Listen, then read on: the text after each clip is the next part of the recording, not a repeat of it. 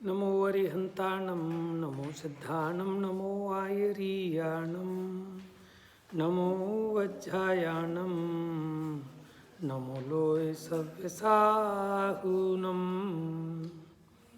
वन्दितु सर्वसिद्धे ध्रुवमचलमणोवमं गतिं पत्ते वोच्छामि समयपाहुड मृणमो सुदिके बलिभणिदम् नमः समय साराय स्वानुभूत्या चकासते चित्स्वभावाय भावाय सर्वभावांतरक्षिदे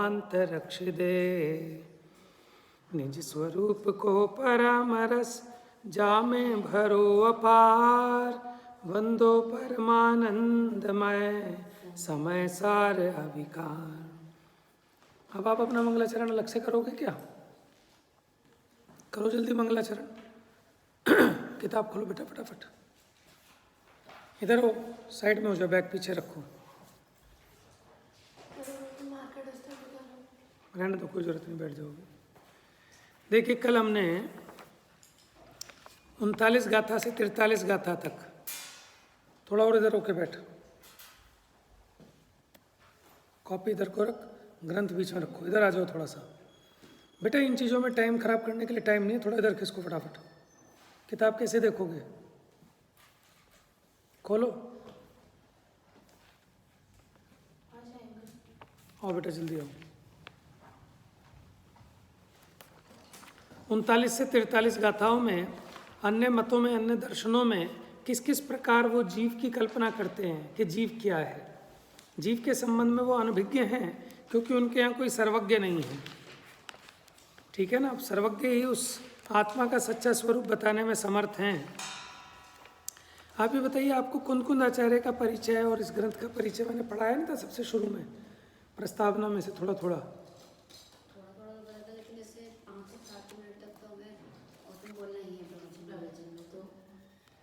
प्रस्तावना में बहुत कुछ है, थोड़ा बहुत उसमें से निकाल लो। इस वाली में से मत देखना, डॉक्टर साहब वाले में से देख लेना, ठीक है? वो प्रकाशन अलग अलग जगह का है ना, तो इसकी प्रस्तावना वो जेठालाल शाह ने लिखी होंगी, हिम्मत भाई ने, और इनकी डॉक्टर साहब ने लिखी है। तो देखिए 39, 40, 41, 42, 43 इन 5 गाथाओं में हमने 8 प्रकार की जो अन्य मतों की मान्यता है, टोटल 9 दर्शन हो गए ना। 6 तो हो गए आस्तिक और 3 जिनको वो लोग कहते हैं नास्तिक। वो 3 नास्तिक कौन कौन से हैं? बौद्ध, जैन और चारवाक।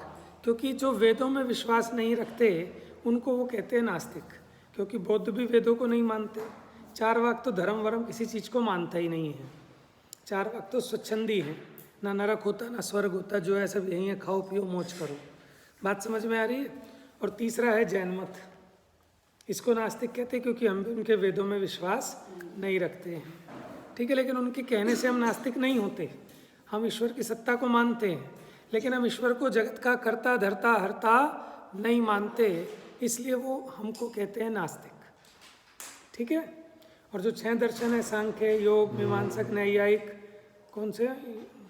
सांख्य, योग, मीमांसक, नैयायिक। बेटा बताओ। देखो 8 मान्यताएं जो हमने लिखी थी वो आप एक बार मिला लो। कुछ बच्चे बता रहे हैं कि 9 लिख ली हैं, किसी ने 10 लिख ली हैं।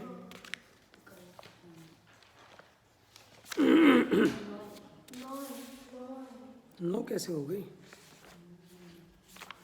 8 होनी चाहिए, 9 भी तो जैन मत की होंगी, जो हम बाद में बताएंगे अभी। चलो अभी मिला लेंगे। अब आप आइए टीका पर, फटाफट टीका निकालो इन 5 गाथाओं की। भाषा टीका मिल गया क्या? एकदम अलर्ट, एक्टिव। ग्रंथ चाहो तो दूसरा ले लो अगर ज़्यादा बारीक है तो इसमें अक्षर। मिल गई टीका सबको?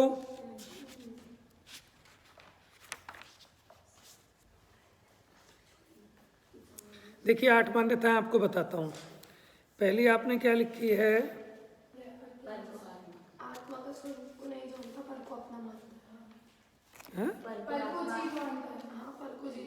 अरे ये तो कॉमन बात थी। ये तो सारी गाथाओं में आएगी। अब उसका हमने विस्तार किया। अब जो विस्तार किया सब मिला लें अपना अपना। पहला देखो, पहला क्या था कि अध्यवसान को जीव मानते हैं। देखो जरा फटाफट क्या लिखा, कौन से मत की मान्यता है, कौन ऐसा मानते हैं? वेदांती। इसके आगे लिख लो वेदांती।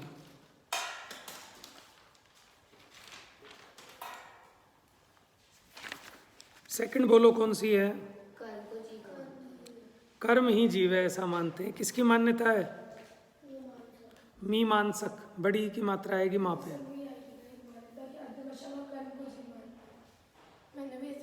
ये दोनों अलग अलग है, कोई बात नहीं। अध्यवसान को जीव मानते हैं, पहली मिथ्या मान्यता। दूसरी कर्म को जीव मानते हैं मीमांसक।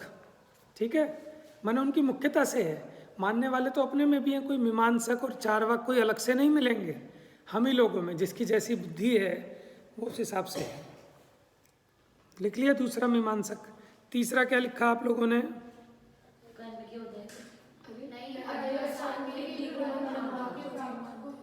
ठीक है, अध्यवसानों के तीव्र मंद अनुभाग को जीव मानते हैं। ये किसकी मान्यता है भाई? सांख्य मत। लिख लो।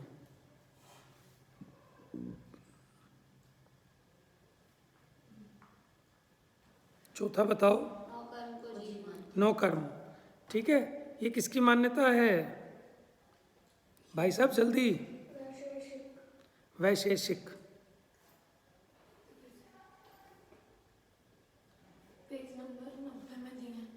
दिए? अच्छा, आगे आ जाएगा, अगली गाथा में आ जाएगा शायद, है ना? वैशेषिक।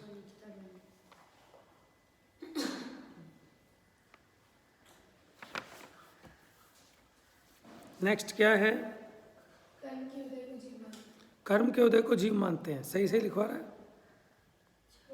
कर्म के उदय को जीव मानते हैं बौद्ध। अगला, ठीक है, कौन मानते हैं कर्म के अनुभाग को? आगे बढ़ो।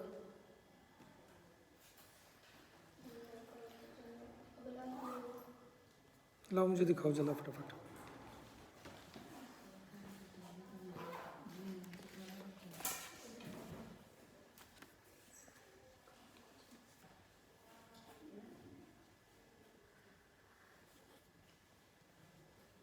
तो लिखा तो है कर्म के अनुभाग को जीव मानते हैं योग। ठीक है, योग दर्शन ऐसा मानता है कर्म के अनुभाग को। योग दर्शन। हाँ, जीव और कर्म के संयोग को नहीं, पहले तीव्र मन से गुणों से वेदों को प्राप्त को जीव मानता है। तीव्र मनता गुणों से वेदों को प्राप्त को ऐसे। यही तो कर्म के अनुभाग की बात में तो है। इसलिए तो नौ। तो तीव्र मंद के भेद रूप होने वाला जो कर्म का अनुभव है वही जीव है। तो हमने लिख तो दिया कर्म के अनुभाग को जीव मानता है। ठीक है, वो उसी में था, उसी की विशेषता है योग। और आत्मा और कर्म दोनों ही मिलकर जीव है, यानी आत्मा और कर्म के संयोग को जीव मानता है कौन? नैयायिक।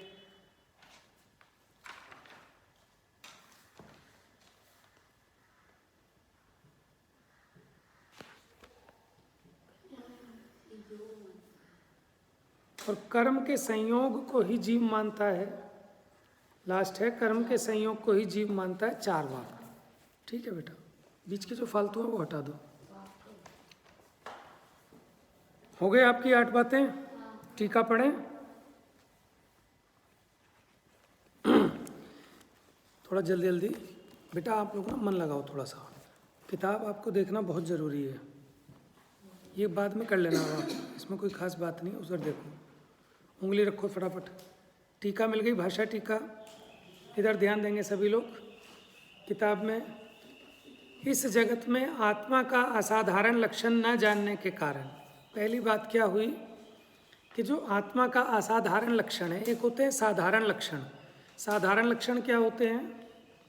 जो सब में कॉमन हो। साधारण का मतलब जो सब में कॉमन हो, कोई अलग विशेषता नहीं है, तो उससे तो आप पहचान नहीं पाओगे। हमने कहा भाई अरहर की दाल ले आओ, आपने पूछा कैसी होती है वो, हमने कहा पीली होती है। तो अरहर की दाल पीली होती है, सच्ची बात है कि झूठी बात? झूठी झूठी। अच्छा, अरहर की पीली होती और ये तो और भी तो होती है, तो झूठी क्यों कह रहे हो? मतलब वो भी पीली क्यों बच्चों, आप बताओ। अरहर की दाल पीली होती है, बात झूठी है क्या? सच्ची है, सच्ची है। लेकिन अगर हम ये लक्षण बताकर आपको भेजें तो आप सही ले आओगे दाल? क्यों? क्योंकि और भी पीली दाल है। तो कौन सा दोष आ रहा है इस लक्षण में? अव्याप्ति। अति व्याप्ति, जो लक्ष्मी का जो लक्ष्य के अलावा अलक्ष्य में भी। क्यों कि चने की दाल भी पीली है और जो धुली उड़द है वो भी हल्की हल्की पीली है। तो ऐसे पीली दाल तो इसके अलावा और भी हैं। आप तो हमें कोई असाधारण लक्षण बताओ कि जो किसी और में ना पाया जाए, केवल इसी में पाया जाए। तो इसको अंडरलाइन कर लेना, अलग से लिख लेना, क्या होता है असाधारण लक्षण। साधारण लक्षण क्या होते हैं, असाधारण लक्षण क्या होते हैं? जो सब में सामान्य रूप से पाए जाएं वो साधारण लक्षण है, उसके द्वारा उस द्रव्य की सही पहचान नहीं हो सकती। लक्षण जो असाधारण होता है कि वो जीव में तो पाया जाए, जीव के अलावा किसी में न पाया जाए। अब कोई कहे जो बोलता है, चलता है, खाता है, पीता है, वो जीव है, ये सही लक्षण है जीव का? क्यों? अब भैया ये तो पुद्गल में पाए जाते हैं। क्या कह रहे हो? चलता है, खाता है, पीता है, ये सब पुद्गल की क्रिया है। चलती तो ट्रेन भी है, ठीक है, बोलता तो स्पीकर भी है, टीवी भी बोलता है। समझ में आया? तो ये जीव क्या है कि आत्मा का असाधारण लक्षण नहीं जानते। असाधारण लक्षण से सच्ची पहचान हो सकती है ना? कहाँ हो बेटा, उपयोग यहाँ लगाओ। नपुंसकता से अत्यंत विमूढ़ होते हुए, या नपुंसकता का मतलब पुरुषार्थहीनता, ठीक है, अत्यंत विमूढ़ माने बड़े ही बेवकूफ, मूर्ख होते हुए। आपको वो भी देखनी है, सुनना भी है। तात्विक, तात्विक माने परमार्थभूत, सच्चा, जो सही स्वरूप है, ऐसे आत्मा को न जानने वाले बहुत से अज्ञानी जन, जो आत्मा के सच्चे स्वरूप को नहीं जानते, ऐसे बहुत सारे अज्ञानी जन। आप में कोई एब्सेंट तो नहीं है? ऐसे बहुत सारे अज्ञानी जन अनेक प्रकार से पर को भी आत्मा कहते हैं। कहते क्या है? बकते हैं, क्योंकि जो बिना सोचे विचारे किया जाए, बोला जाए, उसको बकना ही तो कहते हैं। कोई व्यक्ति भी फालतू फन की बात करता रहे, उसको कहते हैं भोक मत, चुप। क्यों? क्योंकि वो सारहीन है, व्यर्थ है। तो इसलिए सारगर्भित बोले, वो तो है बोलना, अदरवाइज बकना ही है। टोडरमल जी में लिखा है तो व्यर्थ की बातें बनाता है, व्यर्थ में बकवास करता है। कोई तो ऐसा कहते हैं कि स्वाभाविक अर्थात स्वयं उत्पन्न हुए। सुनो, अभी 8 मान्यता रिपीट कर रहे हैं, जरा देख लो फटाफट, 8 आ जाएंगी। अब कोई तो ऐसा कहते हैं, कोई ऐसा कहते हैं। क्या कहते हैं? कोई ऐसा, पहला देखो, अब लिखते जाना इस पे नंबर 1 कहाँ से कहाँ तक है। स्वयं उत्पन्न हुए राग द्वेष के द्वारा मलिन जो मिथ्याध्यवसान है, वह ही जीव है। इसका एग्जाम्पल दिया, तर्क दे रहे हैं इसके लिए। जैसे कालेपन से अन्य कोई कोयला दिखाई नहीं देता। कोई कोयला नजर आता है क्या कि जो काला ना हो? ऐसे कोई जीव नजर आता है आपको कि जो राग द्वेष से, क्रोध मान माया लोभ से रहित हो? क्यों बच्चों, नजर आता है ऐसा कोई जीव कि जो इच्छा से रहित हो, क्रोध मान माया लोभ से रहित हो? कहाँ है? कहाँ दिखाई दे रहे हैं आपको? ये तो आप ग्रंथ से मान रहे हो, कहाँ दिखाई दे रहा है आपको? तो फिर यही ना। तो अब देखो, अन्य, आप समझो पहले, अन्य मत वाले जो गड़बड़ कर रहे हैं वो गड़बड़ हम और आप भी कर रहे हैं, समझो। क्योंकि देखो, वो कहते हैं कि जैसे काले से, कालेपने से अलग कोई कोयला दिखाई नहीं देता, इसी में लिखा है। हाँ हाँ, रीज़न ये है, अन्य मत वाला उसका हेतु दे रहा है। क्या आपको कालेपने से रहित कोई कोयला दिखाई देता है? नहीं दिखाई देता। उसी प्रकार इन विभाव परिणामों से रहित कोई जीव नजर आता है क्या आपको जगत में? कोई भी नजर नहीं आता। आप कहोगे मुनिराज हैं, लेकिन उनको भी हैं अगर विकल्प ना हो तो आहार करने क्यों जाएं? अगर उन्हें राग ना हो तो उपदेश क्यों दें? शास्त्र क्यों लिखें? तो जगत में तो कोई जीव इन विभाव परिणामों से रहित दिखाई नहीं देता। तो इससे हमें समझ में आया कि ये जो विभाव परिणाम है, मोह राग द्वेष के परिणाम है, जिसको कहते हैं अध्यवसान। क्या कहते हैं? तो ये अध्यवसान ही जीव है। इस पे आपकी डिबेट कंपटीशन हो सकता है, दो पक्ष बनेंगे, ठीक है? तो वो हेतु से सिद्ध करेंगे उस बात को, और दूसरा इसको माने उसके तर्क को काटेगा फिर। तो आप इस तरह एक अदालत भी लगा सकते हैं दलील दे देकर, जैसे निमित्तोपादान का नाटक है ना, तो आप थोड़ा सा कंस्ट्रक्टिव सोचो इसमें, है ना। एक कहेगा कि देखो क्या आपको कालेपने से भिन्न कोई कोयला दिखाई देता है कि नहीं, उसी प्रकार कोई जीव आपको संसार में इच्छा से रहित नजर आता है, अध्यवसानों से नजर आता है रहित कि नहीं। वो कहेगा दिगंबर मुनिराज है कि ठीक है उनको तीव्र अध्यवसान नहीं है, लेकिन मंद अध्यवसान तो उनको भी है, नहीं तो वही मुक्त हो जाते, ठीक है। और सिद्ध भगवान किसने देखे? सिद्ध भगवान किसने देखे? ये अन्यमति की बात है। सीधे बैठो, बिल्कुल एकदम अलर्ट, कमर सीधी, कमर सीधी, पद्मासन लगा लो ऐसे, नींद वींद सब छूमंतर हो जाएगी ऐसे, सारी नसें खुल जाएंगी, कमर ठीक हो जाएगी, ठीक है। सीधे बैठो, कमर अपने आप सीधी होगी। आता है पद्मासन? लगाओ सीधा, अपने आप पोस्चर ठीक हो जाएगा कमर का। हाथ हटा लो। अब तुम ऐसे करके बैठ ही नहीं पाओगे ज़्यादा देर, खींच के रखो उसको। चलो, आपको अच्छे अच्छे एक्सप्रेशन आने चाहिए आपके फेस पर। अब हम सुना रहे हैं, अब आप सो रहे हो या कुछ ऐसे एक्सप्रेशन दोगे तो फिर मैं कैसे पढ़ाऊँगा? आपके तो अच्छे हैं, इनके बता रहा हूँ। हाँ, छोटे बच्चे हैं ना, कोई बात नहीं, ये आ रहे हैं, ये भी बहुत बड़ी बात है ना, कोई बात। चलो, पहला पॉइंट क्लियर हो गया आपको, अध्यवसान जीव है। क्यों? जैसे कालेपने से भिन्न कोई कोयला दिखाई नहीं देता, उसी प्रकार अध्यवसान से रहित कोई जीव दिखाई नहीं देता। तो इससे ये बात सिद्ध हो गई कि अध्यवसान ही जीव है। अभी अन्यमति अपने तर्क प्रस्तुत कर रहा है, हम अपनी बात बाद में बताएंगे। पॉइंट नंबर 2 कर लिया, इसको ब्रैकेट बना के अंडरलाइन कर लो अपने ग्रंथ में ही पेंसिल से। पहली मान्यता हो गई, यहाँ तक लिखा भी है इसमें, एक टीका में लिखा भी है, उसके बाद एक। कोई कहते हैं, अब कोई कहते हैं कि जगह आप लिख सकते हो, क्या लिखोगे दूसरे में? वो कहते हैं मीमांसक। मीमांसक, यानी उनकी मुख्यता से बात है मीमांसक दर्शन की। अनादि जिसका पूर्व अवयव है और अनंत जिसका भविष्य का अवयव है, माने जो अनादि अनंत है, ऐसी एक संसरण रूप जो क्रिया है, संसरण रूप माने ये भ्रमण करते हुए उस रूप से क्रीड़ा करता हुआ कर्म ही जीव है। क्योंकि कर्म कब से है? अनादि से, और कब तक रहेगा? अनंत तक। तो वो कहते हैं कि कर्म ही जीव है। क्या आपको कर्मों से भिन्न कोई जीव दिखाई देता है? बताओ कौन?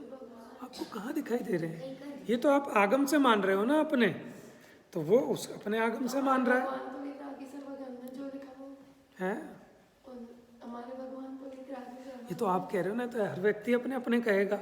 अब आपको अपनी सोच थोड़ी बड़ी करनी पड़ेगी। अब ये नहीं, यहाँ वो नहीं चलेगा कि हम तो हैं जो सच्चे, ऐसे नहीं। जब तर्क वितर्क की बात होती है, न्याय की तुला पर तोलते हैं, तो वो कहेगा ऐसे तो मुसलमान भी कह रहा है, ऐसे तो मीमांसक भी कह रहा है कि हमारे देव सर्वज्ञ हैं। ऐसे थोड़े ना होता। अभी तो प्रत्यक्ष में जो है उसकी बात चल रही है। आपको प्रत्यक्ष में कोई दिखाई दिया? ढूंढो जरा, कहीं कोई नजर आएगा क्या?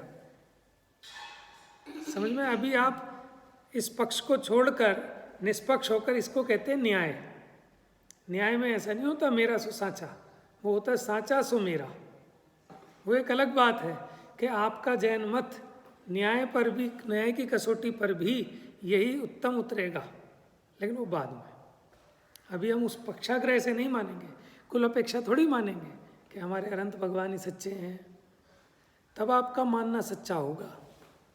ठीक है? क्योंकि कर्म से भिन्न अन्य कोई जीव दिखाई नहीं देता, इसलिए मीमांसक दर्शन वाले कहते हैं कि कर्म ही जीव है। दूसरी मान्यता हो गई। लिखा है उसके बाद 2। आगे बोलो। कोई कहते हैं कि तीव्र मंद अनुभव से भेद रूप होते हुए दुरंत माने जिसका अंत दूर है, राग रूप रस से भरे हुए अध्यवसानों की संतति ही जीव है, क्योंकि उससे अन्य अलग कोई जीव दिखाई नहीं देता। यहाँ जो लिखा है ना अध्यवसानों की संतति, इसको अंडरलाइन कर लो पेंसिल से। और पिछले पेज पे लिखा था तीव्र मंद अनुभव से भेद रूप होते हुए, इसको भी अंडरलाइन कर लो। पिछले पेज पे नहीं, उसी लाइन को कंप्लीट करो। अलग अलग ग्रंथों में आगे पीछे है ना तीव्र मंद अनुभव, उसी लाइन में। कोई कहते हैं कि तीव्र मंद अनुभव से भेद रूप होते हुए, देखो अब इसमें क्या कहा, तीव्र मंद अनुभव से। जैसे आपको कभी इच्छा लगती है, गुस्सा आता है, राग द्वेष होते हैं, कभी तीव्र होते हैं, कभी मंद होते हैं। तो ये अध्यवसान है ना, तो इनकी संतति समझ में आ रही है ना कि कोई मंद रूप है, कोई तीव्र रूप है, कोई और तीव्र रूप है, कोई मंद रूप है। इसको कहते हैं अध्यवसानों की संतति यानी परंपरा।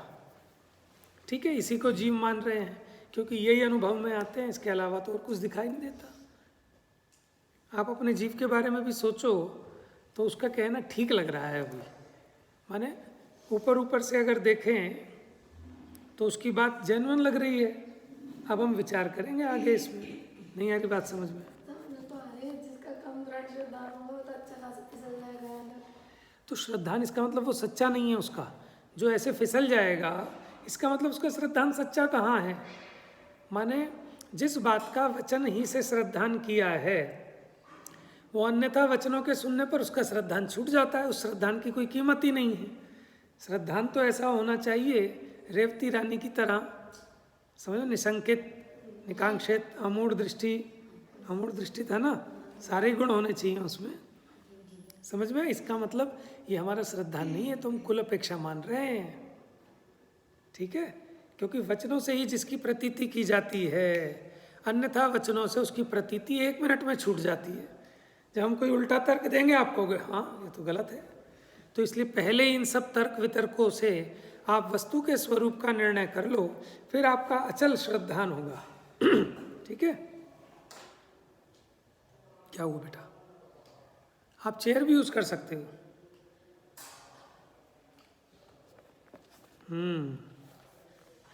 अगला ये तीसरा। कोई कहता है कि नई और पुरानी अवस्था इत्यादि भाव से प्रवर्तमान नौ कर्म ही जीव है। नौ कर्म में शरीर को लिया जाता है ना, शरीर आदि को, क्योंकि नई और पुरानी अवस्था, पहले जब मैं छोटा बच्चा था, फिर मैं बड़ा हो गया, फिर अब बूढ़ा हो जाऊंगा, तो इस प्रकार यही दिखाई देता है। इस शरीर से भिन्न तो कोई जीव दिखाई नहीं देता। कौन कहता है ऐसा? किसकी मान्यता है कि नौ कर्म कोई जीव मानते? वैशेषिक। वाप पे 2 मात्राएं आएंगी, बड़े एक ही है ना, वैशेषिक, शेषिक। एक षटकोण वाला है। ठीक है, इसके उच्चारण में अंतर सीखना किसी से। ठीक है, अब देखो ये तो पता है, स सपेरा, श शरीफा, श शरीफा। ठीक है, लेकिन ये जो तीसरे वाला है ना, श षटकोण, अब ये श शरीफे वाला भी नहीं है और सा सपेरे वाला भी नहीं है। इनके बीच का एक उच्चारण है। हम करते उच्चारण वही है, श शलगम वाला ही, जबकि ये सही नहीं है। तो ये तुम्हारी ड्यूटी है भाई दोनों की। तुम्हें फोनेटिक्स में जाके ढूंढना है इसका जो उच्चारण है श षटकोण वाले का। ठीक है, जैसे इंग्लिश में लिखा होता है ना SH, ये तो हो गया श, और सा के लिए S बनेगा। लेकिन ये जो ये इन दोनों के बीच का कोई एक उच्चारण होगा। ठीक है, ज़्यादातर लोग वही बोल देते हैं, श शलगम वाला भी और श षटकोण भी वही, लेकिन अंतर है दोनों में। समझ में? कुछ तो होगा। ये क्या है? अनध्यवसाय है। ऐसे ही वो सोचता है कुछ तो होगा, हमें क्या। श्रद्धान नहीं करता वस्तु के स्वरूप का। पता है ना अनध्यवसाय क्या है? संशय, विपर्य, अनध्यवसाय।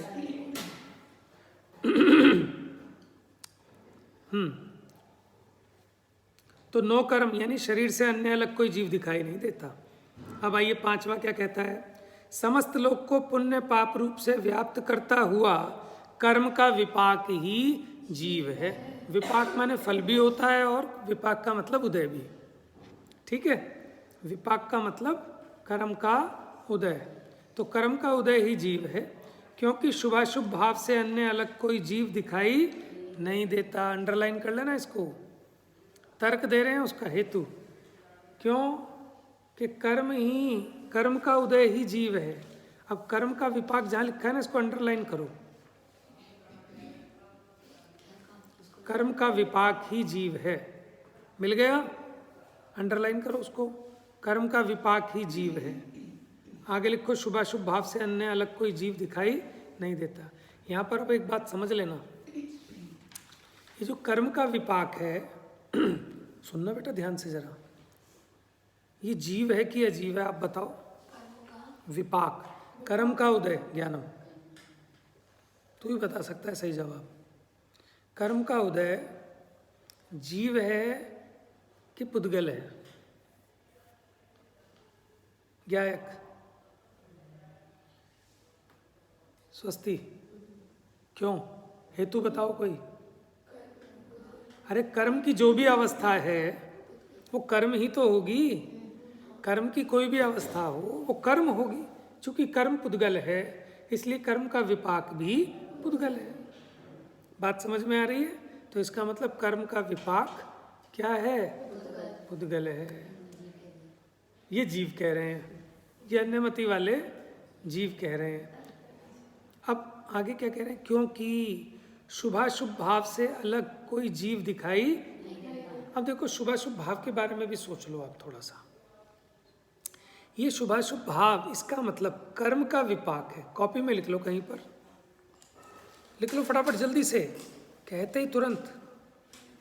मैं बहुत जल्दी में रहता हूँ, टाइम हो गया मेरा। लिखो, शुभाशुभ भाव कर्म का विपाक है। ज़्यादा सफाई के चक्कर में मत लगो, फटाफट लिख लो। शुभाशुभ भाव कर्म का विपाक होने से, लिख लिया तुमने? कर्म का विपाक है, ऐसे कर लो। इसलिए आप नहीं, जिन्होंने ऐसा लिखा, या तो ऐसे लिखो सेंटेंस को, शुभाशुभ भाव कर्म का विपाक होने से पुद्गल है। और आप लिख लो शुभाशुभ भाव कर्म का विपाक है इसलिए पुद्गल है। सेंटेंस अपने आप बना लो, भाव को समझ लो।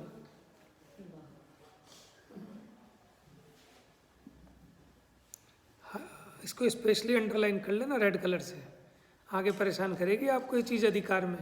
और आपको सच बता रहा हूँ, हाँ, अगर ये बात आपको पेज समझ में आ गया तो आप कभी अटकोगे नहीं। नहीं तो ना कंफ्यूज होते रहोगे इस अधिकार में। अच्छे अच्छे कंफ्यूज होते रहते हैं। वो तो बहुत आसान है। ये जो जीवाजीव अधिकार है ना, इसमें अच्छे अच्छे कंफ्यूज हैं। क्यों कि जीव अजीव एक रूप बना के आए हैं। अब है तो कर्म का विपाक, उससे हुआ शुभाशुभ भाव। लेकिन गजब की बात यह है कि शुभाशुभ भाव जीव में भी होता है और कर्म में भी होता है। ये बड़ी इंटरेस्टिंग बात है। क्या कह रहा हूँ?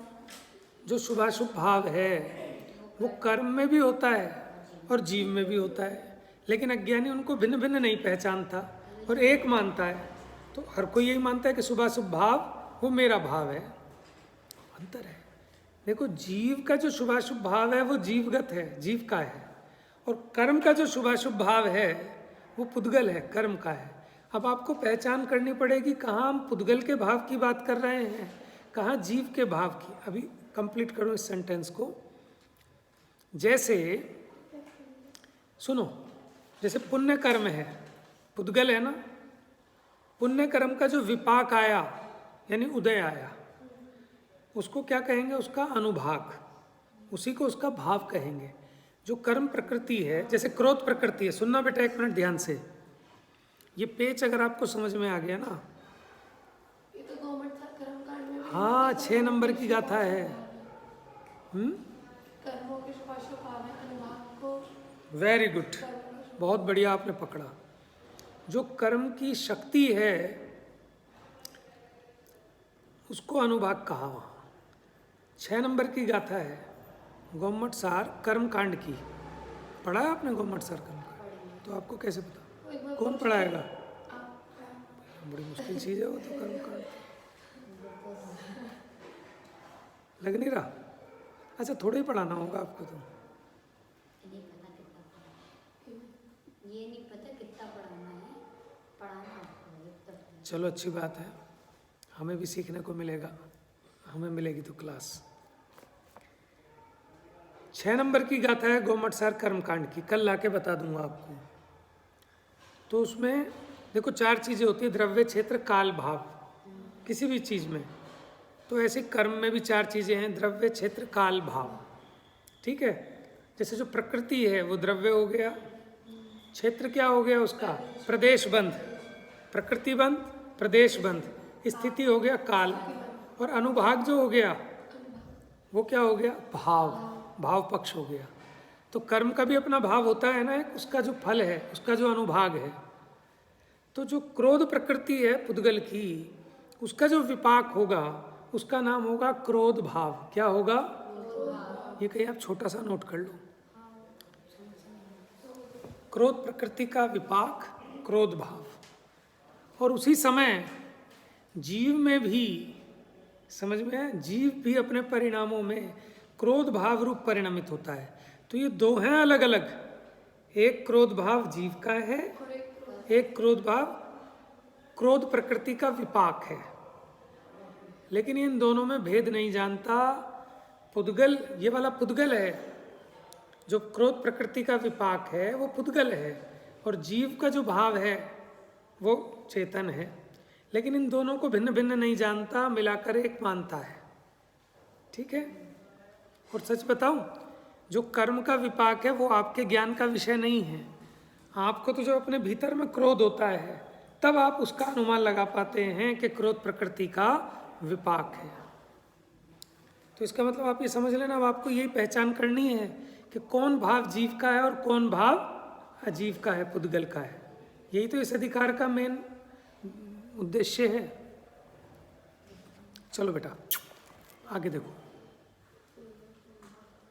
देखो लिखना हमारी मजबूरी है, लेकिन समझने पे आप कंसंट्रेट करना, बड़ी इंपॉर्टेंट बातें आएंगी, आपको कहीं नहीं फंस पाओगे। बाकी सब उलझ जाते हैं, कभी कहते हैं जीव का है, कभी कहते हैं पुद्गल का है, कभी कहते हैं तो जीव का लेकिन पुद्गल का कहा है निश्चय से। तो ये सब पेच आपको समझ में आ जाने वाला है फिर बढ़िया तरीके से। हाँ जी, तो कहते हैं क्योंकि शुभाशुभ भाव से अन्य अलग कोई जीव दिखाई नहीं देता। नेक्स्ट, कोई कहते हैं कि साता असाता रूप से व्याप्त समस्त। बेटा किताब में भी तो देखो जो मैं पढ़ रहा हूँ। अब आप कलर करने में लग गए तो उसी में लग गए। अब आप 6th क्लास में आ गए हो, आप कौन सी में आओगे, 7th में, आप 12th में आ गए। चलो अच्छा है, अब आपका भाग्य थोड़ा सा ही बचा है बस इसके 1 साल का, उसके बाद फिर पता नहीं हो आपको कहाँ आगे क्या रहेगा। फिर तो वही घर गृहस्थी के काम में फंस जाओगे। अब यही है, घर पे होते तो मम्मी कहती कपड़े सुखा दे बेटा, खाना बना दे, पापा को पानी दे दे, ये रख दे वो रख दे। या आप इन सब चीज़ों से मुक्त होकर, ठीक है, निर्भर होकर अपनी पढ़ाई में लग रहे हो। तो जो पढ़ाई गुरुकुल में रह के हो सकती, मैं तो इसको बहुत समझा रहा हूँ, लेकिन ये जाने को तैयार नहीं है, कहीं चला जाए। ना ये जा पा रहा, ना हम भेज पा रहे। तो इसीलिए हमने इसको कहा कि कहीं क्लास ले ले, नहीं भेजेंगे कहीं बाहर। नहीं जाना, नहीं मना नहीं करता कभी भी।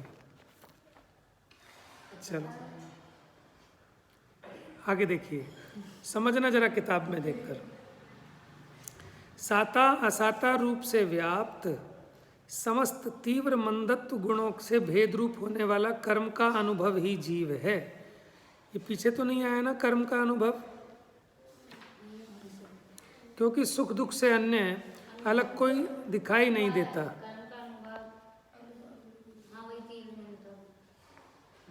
देखो पीछे वाले में कर्म का उदय लिया था, वहाँ कहा था शुभाशुभ भाव से अन्य अलग कोई जीव दिखाई नहीं देता।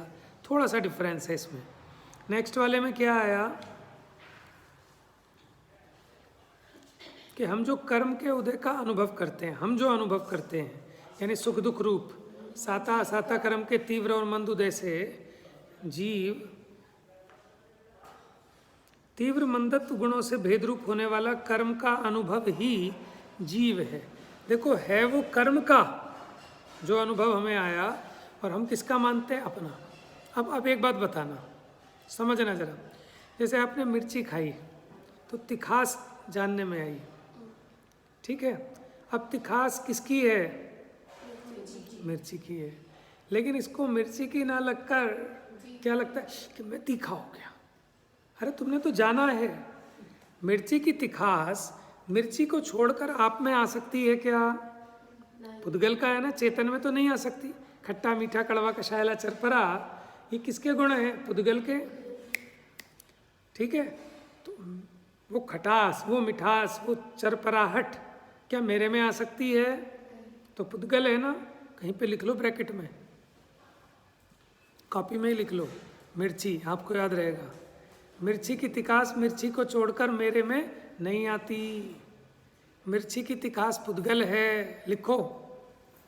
क्या भाई, फटाफट, गंदी गंदी राइटिंग में, बस खुद को समझ में आनी चाहिए आपको, ताकि घर जाके फेयर कर सको।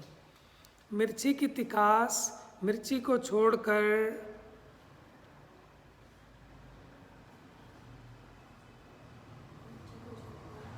छोड़कर मेरे स्वरूप में नहीं आती, मेरे ज्ञान में नहीं आती।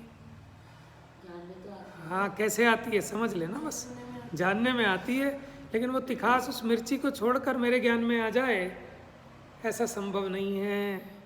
जिसकी वाला पॉइंट मिर्ची की तिखास पुद्गल है और मेरा ज्ञान चेतन है। लिखो, मिर्ची की तिखास पुद्गल है तथा तिखास का ज्ञान चेतन है।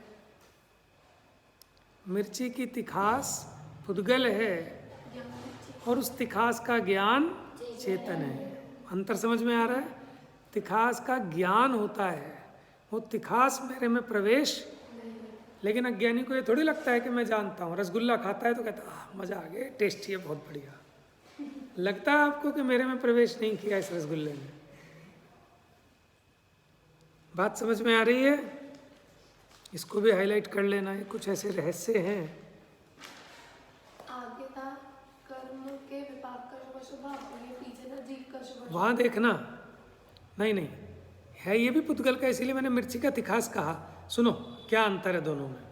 आपने तिखास का अनुभव किया, ठीक है, तो जो तिखास है वो तो पुद्गल की है, और आप क्या मान रहे हो कि मैं मेरी है। जैसे मेरा ज्ञान, मैं मीठा हो गया, मैं खट्टा हो गया, मैं तीखा, मुझे लग गया, मेरे में आ गया, तो उसके अनुभव को ये जो कर्म का उदय आया, कर्म के उदय का जो फल आया, आप माने साता असाता की अपेक्षा समझा रहे हैं, उसमें मोह राग द्वेष की अपेक्षा समझाया था, शुभाशुभ भाव की अपेक्षा, यहाँ उसके फल की अपेक्षा।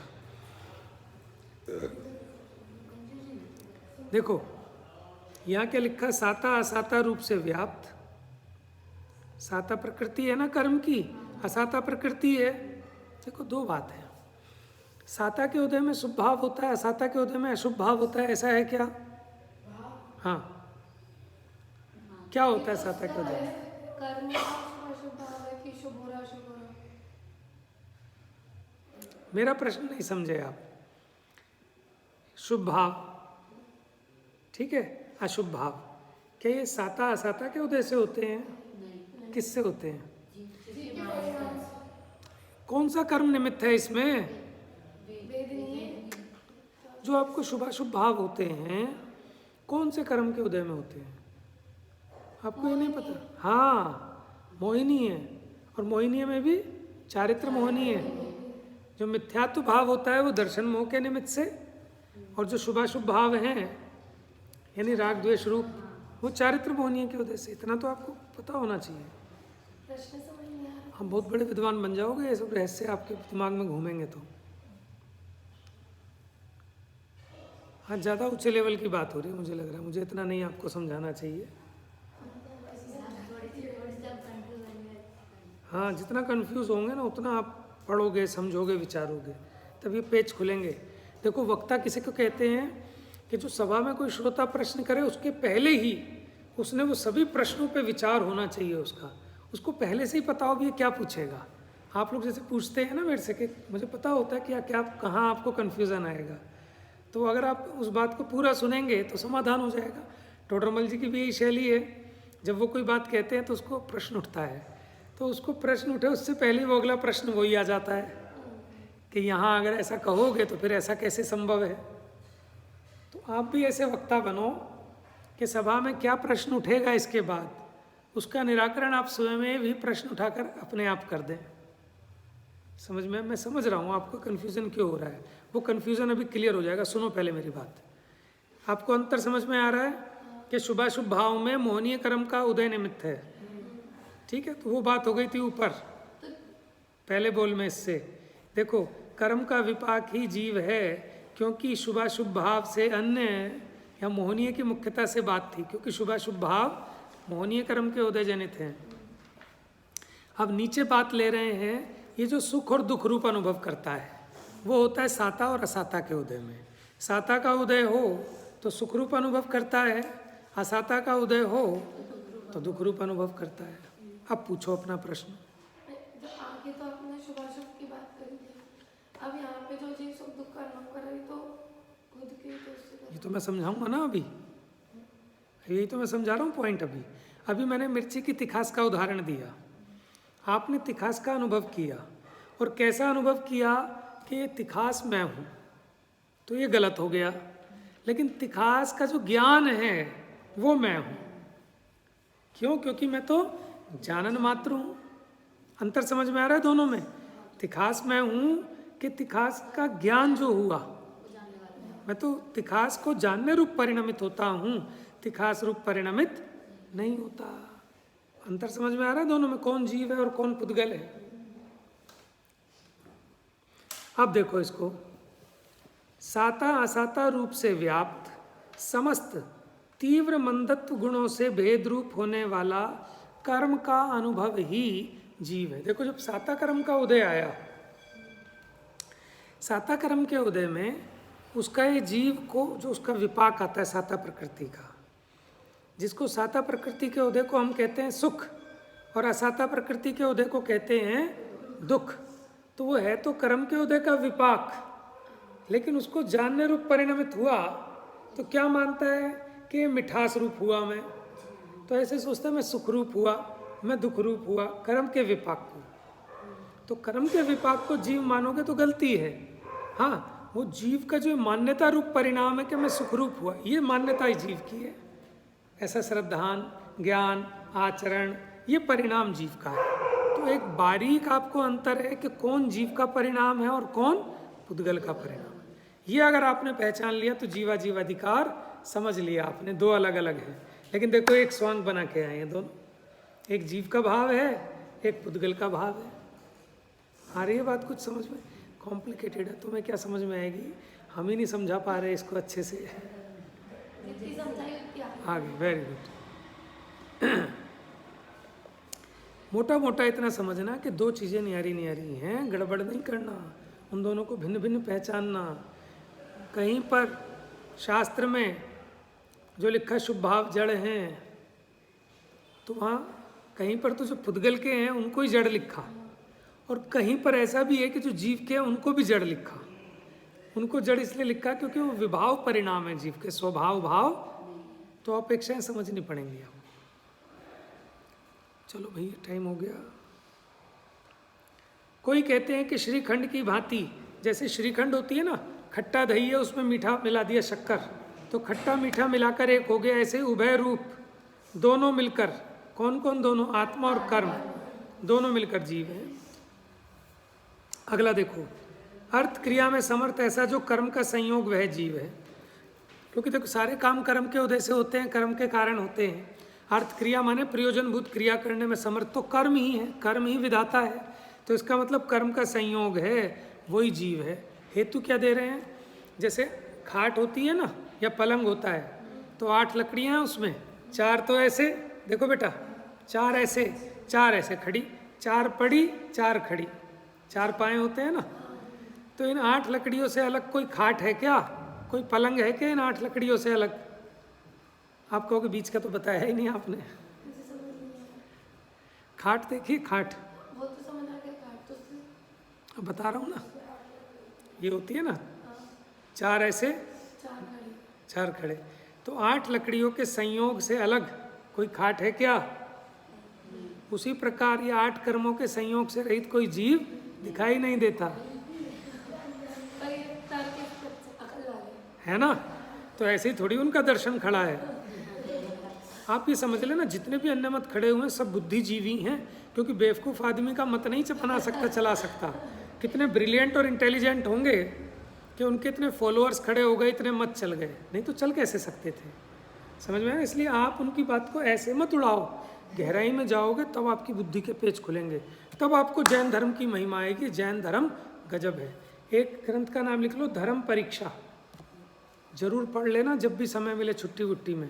आप इतने खुश होगे, इतने खुश होगे उसको पढ़कर, वो तो पढ़ के ही आप उसका स्वाद ले पाओगे। आप कहोगे भैया बस ये तो ग्रंथ ऐसा है, सबको पढ़ा दो, घर में मम्मी को, पापा को, भाई को, बहन को, सबको।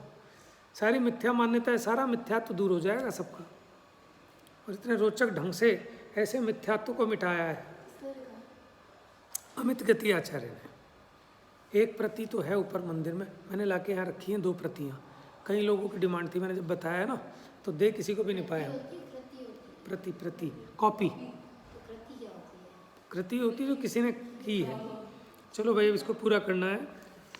हाँ, अंतिम 8 प्रकार तो ये कहे, और ऐसे ऐसे अन्य भी अनेक प्रकार के दुर्बुद्धि पर को आत्मा कहते तो 8 हैं, इसके अलावा और भी बहुत हैं, ठीक है, क्योंकि मान्यताओं में। लेकिन परमार्थ के ज्ञाता सत्यार्थवादी उन्हें सत्यार्थवादी नहीं कहते। जा वाणी के ज्ञान से सूझे लो कालो, सो वाणी मस्तक नमो सदा देता हूँ।